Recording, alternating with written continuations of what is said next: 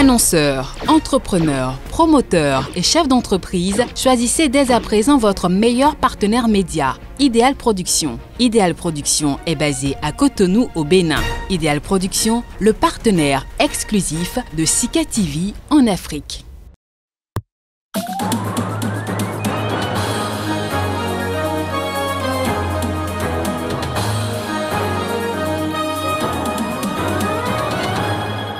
Des hommes armés ont attaqué une université dans l'état de Kaduna, dans le nord du Nigeria.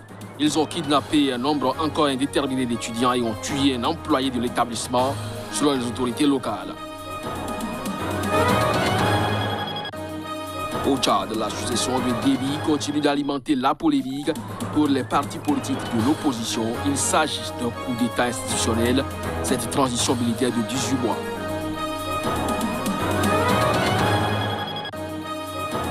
L'ex-président sud-africain Jacob Zuma, qui doit être jugé le mois prochain, n'a plus de défenseur depuis mercredi. Son principal avocat Eric Mabouza et son équipe ont signifié au tribunal leur retrait.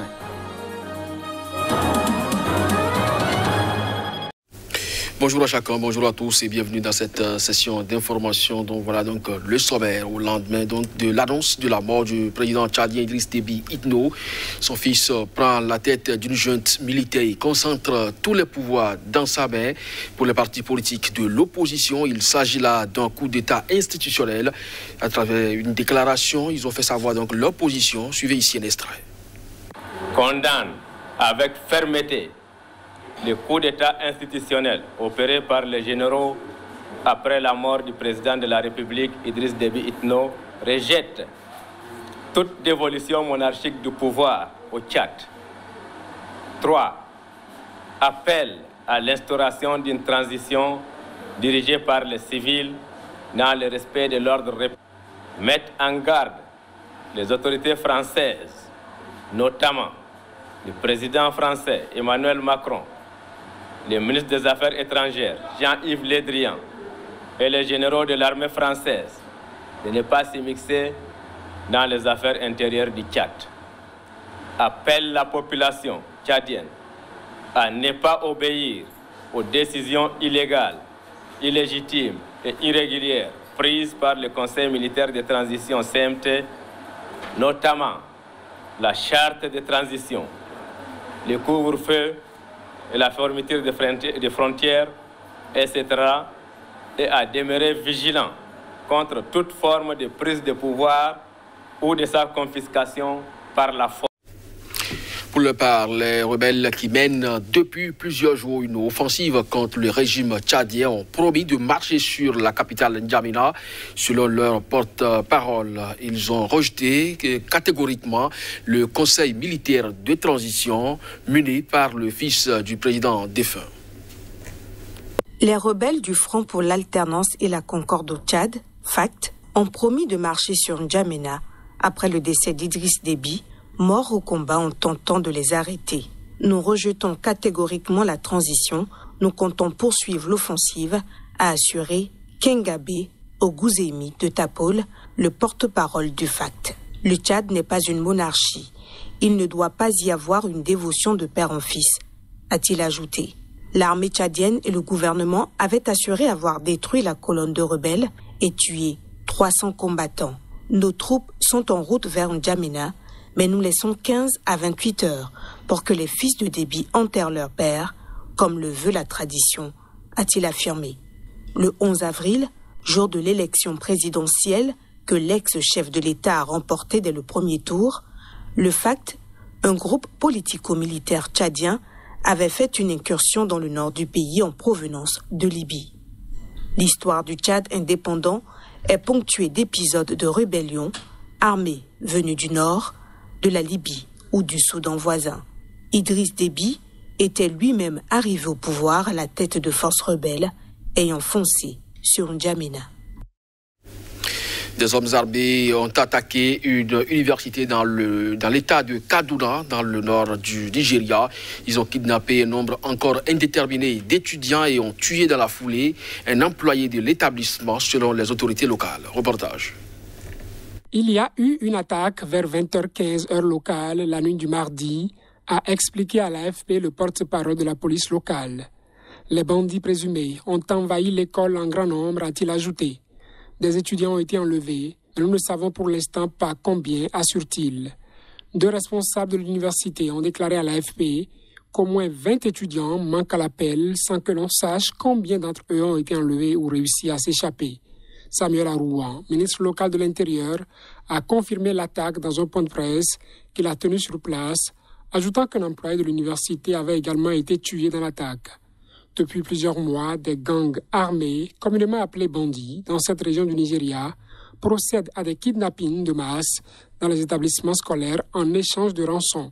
730 enfants et adolescents ont été enlevés depuis le mois de décembre. Début mars, à Kaduna déjà, des hommes armés avaient attaqué le pensionnat d'un lycée professionnel, enlevant 49 élèves, dont seuls 10 ont été libérés. Leur ravisseur avait publié des vidéos insoutenables où l'on voit les victimes être fouettées et demander le paiement d'une rançon à leurs familles et aux autorités.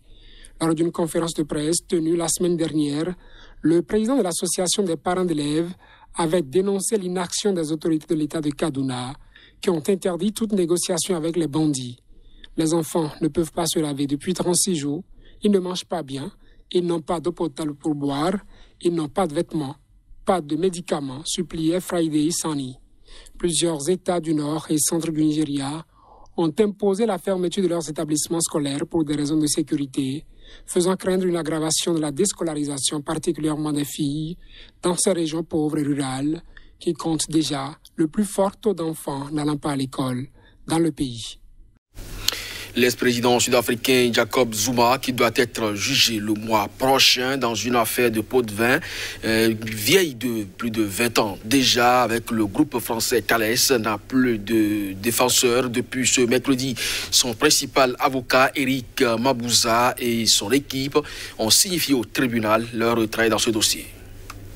Jacob Zuma, l'ancien président sud-africain, poursuivi devant la justice dans un dossier de corruption, devra recourir à d'autres avocats pour sa défense. Sans explication, le principal avocat qui le défendait jusque-là a démissionné. Nous vous informons par la présente que le cabinet d'avocats Mabouza se retire en tant que défenseur de l'accusé numéro 1, peut-on lire dans la lettre en référence à Jacob Zuma. Muzi Sikakane, l'autre avocat fidèle de l'ancien président, se serait également retiré de l'équipe de défense, selon des médias sud-africains. Ce retrait laisse à Zuma moins d'1 mois pour former une nouvelle équipe de défense avant le procès prévu le 17 mai, qui pourrait ainsi connaître de nouveaux retards.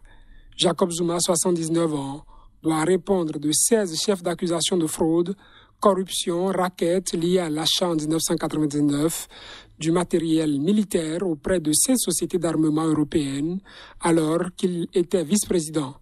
L'accusation affirme qu'il a reçu des pots de vin de l'une de ces entreprises, le géant français de la défense Thales, qui fait également l'objet d'accusations de corruption et de blanchiment d'argent dans le cadre de la vente d'armes.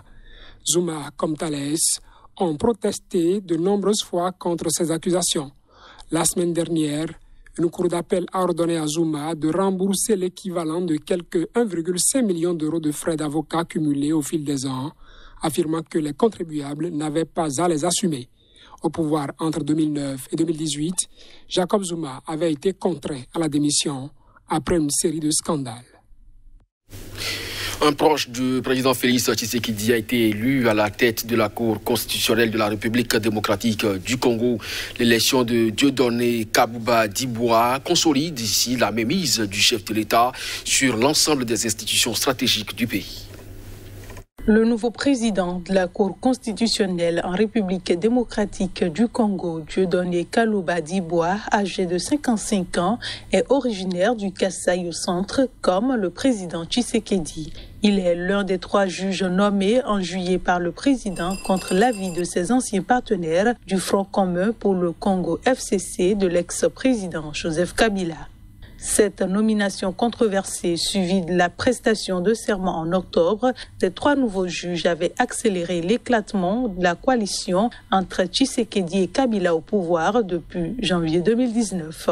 Le nouveau président de la Cour constitutionnelle a été l'avocat de l'État congolais dans le procès de l'ex-directeur de cabinet du président Vital Kamerhe, condamné en août à 20 ans de prison pour corruption. Tshisekedi a nommé la semaine dernière un gouvernement qui doit être investi jeudi par l'Assemblée nationale. À tour de rôle, tous les proches de Kabila ont été écartés de la tête des institutions politiques et judiciaires du pays.